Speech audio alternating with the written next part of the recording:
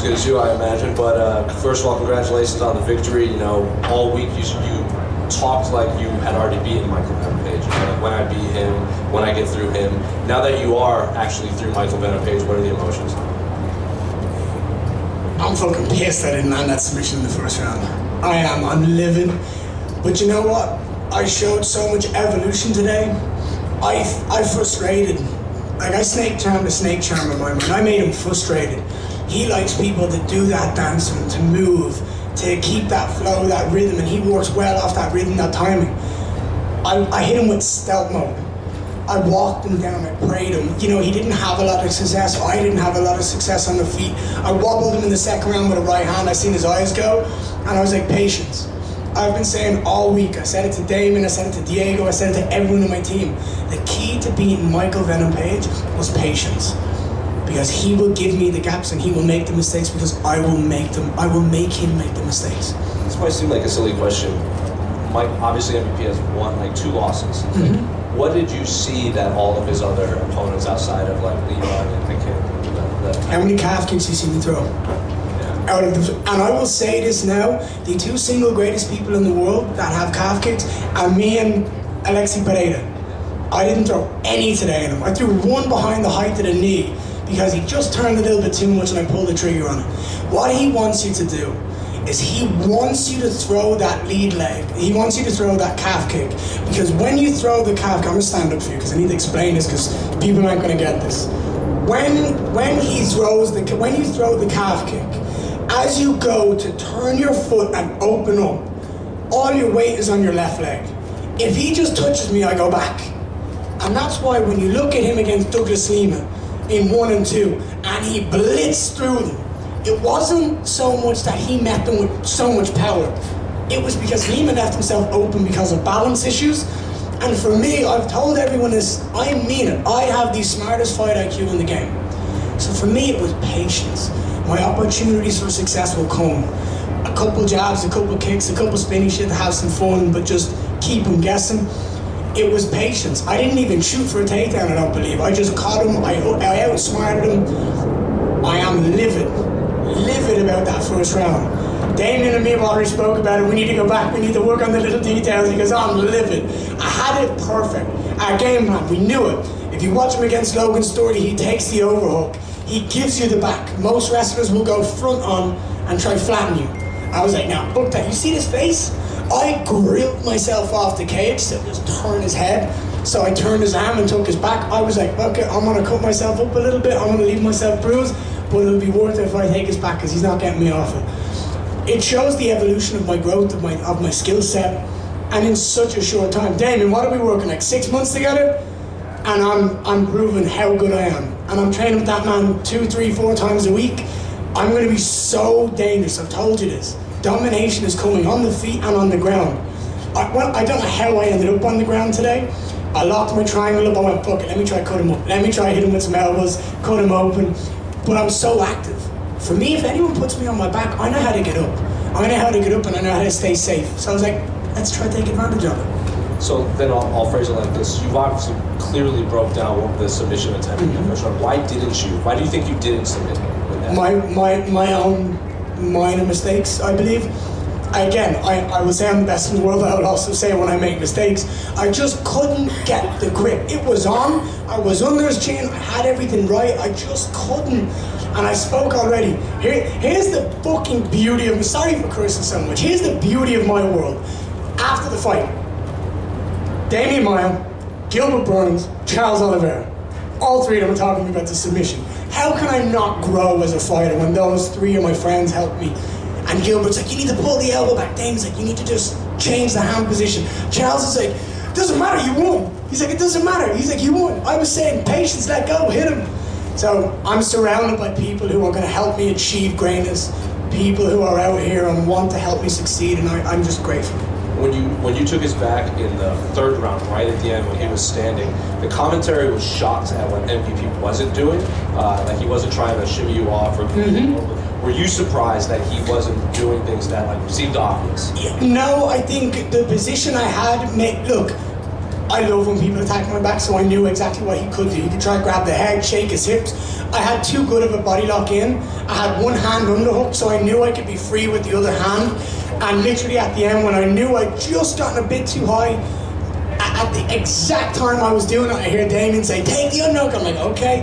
And I was trying to upset his rhythm, trying to upset it. MVP is very good at anti-jiu-jitsu. If you watch any of his fights, he holds people's wrists, locks people apart. He just tries to suffocate any success on the ground to get the fight back on the feet where he has success. I stopped him from doing that today with activity, knowing that, planning for that. And today I went out there and I had some fun, and I showed a different part of my game that I didn't necessarily need to nor want to show off today, but the world is the way it is, and I had some fun. And then last thing on MVP, obviously there was things said in the build-up, and then it showed you backstage with your son, and he was kind of playing with him, and then you guys spoke after. So what did you say to him after, and what was going on backstage? I think it caught a lot of people off guard. So the first thing was, my son is the most lovely little boy on the planet, and he's seen MVP, and MVP came to me, shouted over. He's like, "You got a beautiful son." My son put his arms out and asked him for a hug. I'm never going to say no, so I picked him up, I brought him over. If I bring him over to someone, he's safe. He's not just going to walk up and hug someone randomly. Daddy's got you, I've got you, no matter what, you're safe. I'm never going to tell my son he's not allowed to hug someone in the world. I think a hug is always welcome. You know, I'm an emotional human being. I always welcome a hug, and I've always been told, never turn away a hug. And I will treat that to my kid as well. When it comes to what was said, the build-up, everything I said was factual and true. I'm not lying, I don't lie. There was money offered, and it's filthy, and I think it's cheating, and I think it's disgusting in the sport. But I always respect someone who's willing to stand in an octagon with me. I didn't have to fight tonight. I could have waited. I could have waited Conors out, I could have waited, but I'm not that person. I want to fight. I want to fight everyone and anyone. I am on this mission to become one of the greatest to ever do it. I'm still learning, I'm still growing, I'm excited to see what the future has. At official weigh-ins, we saw you having a pretty spirited conversation with the commission. Was that about what you were alluding to? 100%. Absolutely. It was like, you can't... Look, the way I looked at it is, how many times he's done it in his career prior to?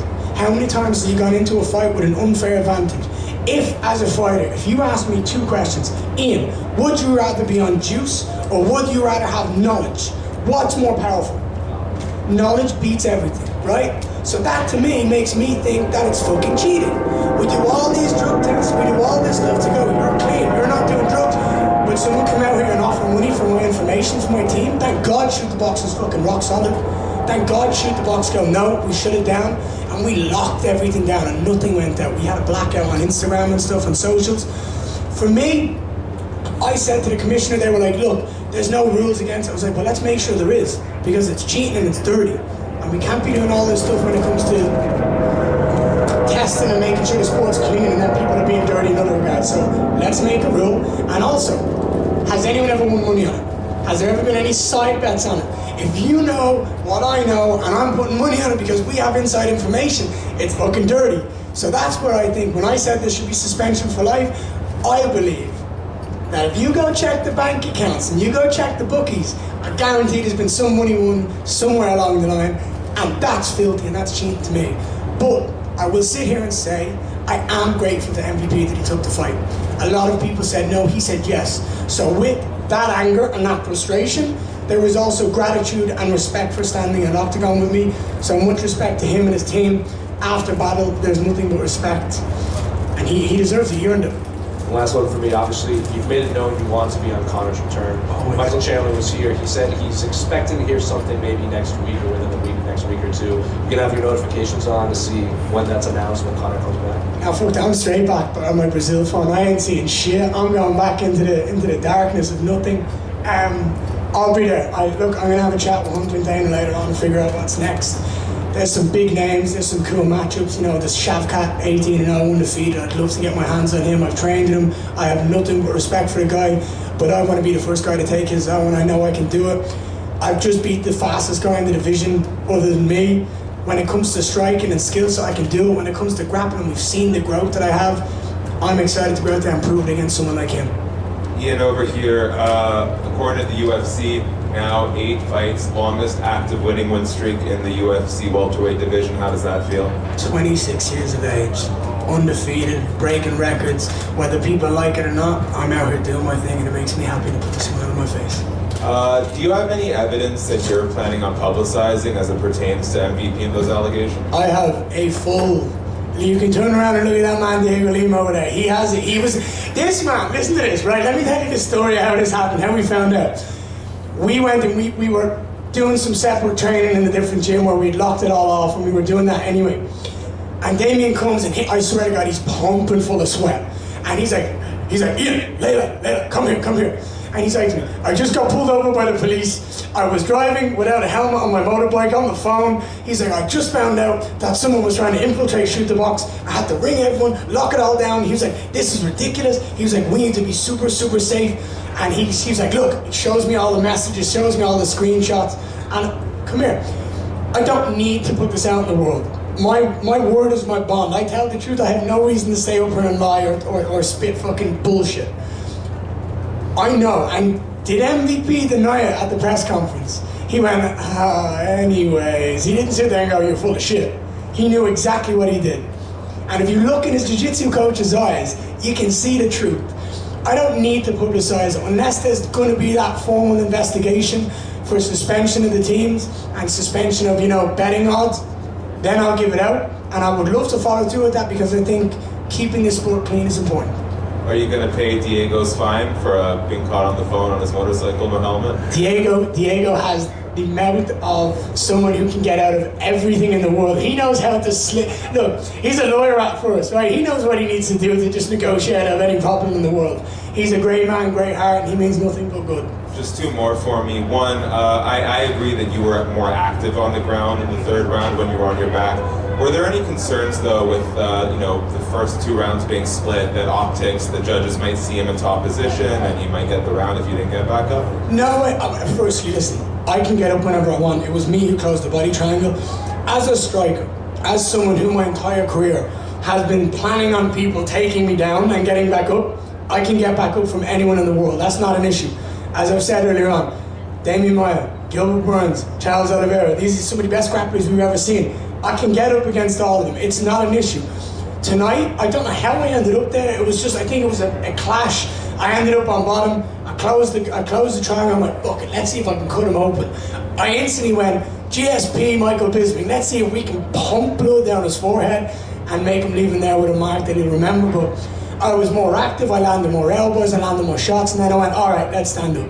That was my decision. And last one for me, how would you respond to some people who might criticize you saying 29-28 against MVP, considering how much you sort of boasted about the quality of your skill set relative to his? At the end of the day, it was 2-1. I don't care what people say.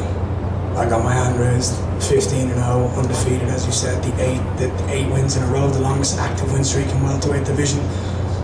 People can say what they want. At the end of the day, I'm living my life, get my hand raised and doing what's doing best. And I got paid in full. Also tied number 3rd with Leon for all-time welterweight win streak. So there you go. All-time, 3rd, 26 years of age. I am by far the youngest man in the division. And I am far the most talented. And I put fear into other people because of my striking. Now because of the ability that I have in jiu-jitsu. I am so well-rounded, and the more and more I fight, the more and more fucked everyone else is. Because I'm just going to grow and evolve at such a rapid rate that no one is going to be able to catch me. Ian, straight back here. Go ahead, bud. What's up? Congratulations, man. Appreciate you, man. Is Colby Covington officially in the rear view after a victory like tonight? If Colby Covington wants to dance, the offer was always there. It's on him to show up and be a man of his word. I believe he's running scared for his life because he sees me as the end of his career. Too fast, too young, too pretty, and I will run through him. You're in the red locker room. Were you aware of everything going on with Dan Ige stepping up for Brian Ortega? Was that in your locker? Well, no, it wasn't in my locker. I seen it. I was like looking at this. I was like, what's the commissioner doing in the room with? Are they checking his weight again? And I went, oh shit! That's what fighters are made of. I said that same thing. My manager Lloyd is here. He can vouch for this. I said the exact same thing when it was Wonder Boy. I was like, get me a private jet. I will fly overnight and I will fight the day of. I was so game to do it. I was getting my neck tattoo. I was like, I'll fucking shut this shit down now and I will go. I will do that because I am so game to fight. For me, you got to give Dan Ige a massive, massive applause. He saved an event tonight, and I just hope he went out there and got what he deserved. And then final question, the UFC posted that video, you meeting with Layla, your very dapper dressed son. I mean, can you put into words what that moment was after a victory like tonight? I said to the UFC security beforehand, I said, right, here's how it's gonna go. Either you bring them to me for a cuddle and a kiss, or I'm fucking going up. And no one stopped me. And he went, right, she's there, give her a cuddle, give her a kiss, do not pull her back. I was like, I won't. You gave me your word, you did what you did. All I wanted was a cuddle and a kiss. That's the most important thing to me after win. My family means everything to me. I'm a family man, I love them with all my heart, and I just want to give them a cuddle and a kiss and know that Daddy did them proud. Congrats. Ian over here. So you mentioned Shavkat as a potential opponent. I know you also on media day mentioned he might get the winner of Bilal and Leon.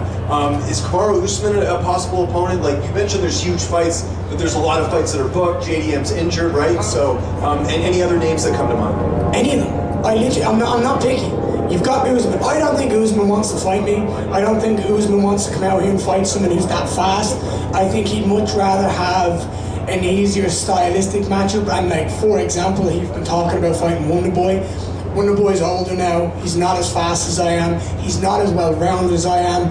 I do think, when I give examples, you've got guys who've dominated the division for so long. Would I love to get my hands on Usman? Absolutely. Would I love to get my hands on Colby Covington? Absolutely. I think they will not accept it because they will run scared, because again, a younger, up-and-coming fighter, the future of the division, when you lose to him, you're on the end of your career. That's it. You go down and down and down. You've got people like Shavkat. That fight excites me so much. Shavkat's incredibly talented. I have nothing but respect for the guy. I've trained him. I've shared the ring with him. We've hit each other. We've trained with each other. I have nothing but respect for the dude. It's purely out of, I don't want anyone else to beat him before me.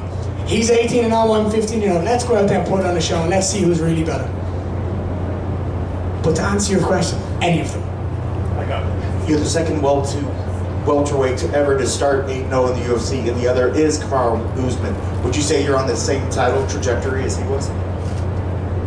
I mean, there's no reason to argue that right now. Whether you want to talk about stylistically and the traits that we possess, at the end of the day, whatever people say, I'm on out there and I'm doing what I need to do to get my hand raised.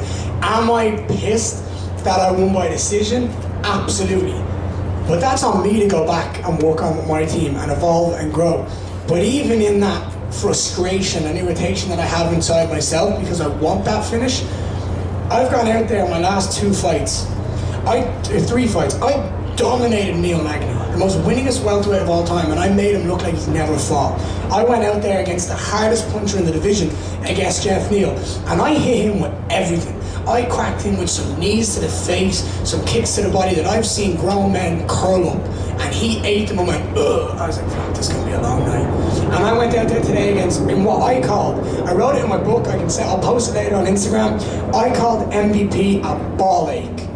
He is someone who's just going to be irritating, you have to be uber patient with, uber focused with, because he wants to set traps for you. So what I did tonight was I set traps for him to fall into, and then I took advantage of them. For me, I am on my road to destiny to be one of the greatest of all time. I'm going to do that by any means necessary, and I don't care how it gets done. In 10 years' time, my name is going to be in that GO conversation. You're going to hear who's the greatest of all time. You're going to say John Jones, GSP, Anderson Silva, Ian Machado Garry. I'm going to have my name in that conversation because it's opinion-based. If you're Brazilian, you'll say Anderson Silva. If you're American, you might say John Jones. We could all sit here and have all of our opinions. As long as my name's in that conversation, I've had a successful career. One more. When you're comparing yourself to Kamaru on his rise, at one point was kind of struggling to get fights too because the reward might not have, like you, wasn't worth the risk.